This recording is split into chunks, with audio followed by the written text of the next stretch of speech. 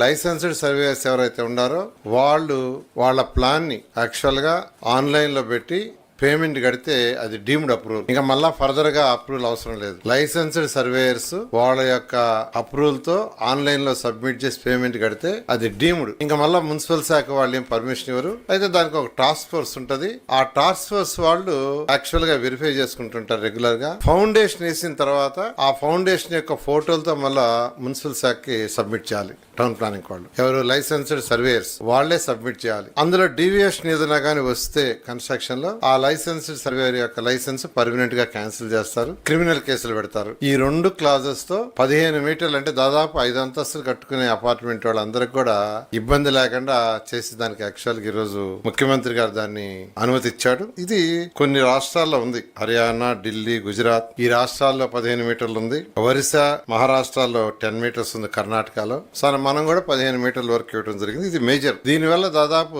95% of the houses కట్టుకునే వాళ్ళకి ఆఫీసుల చుట్టూ తిరగకుండా, మున్సిపల్ ఆఫీస్ చుట్టూ తిరగకుండా వాళ్ళ లైసెన్స్డ్ సర్వేయర్స్ ప్లాన్ ని డిజైన్ చేసి స్టాంప్ వేసి ఆన్లైన్ లో గానీ ఇన్పుట్ చేస్తే దట్ ఈస్ సఫిషియంట్.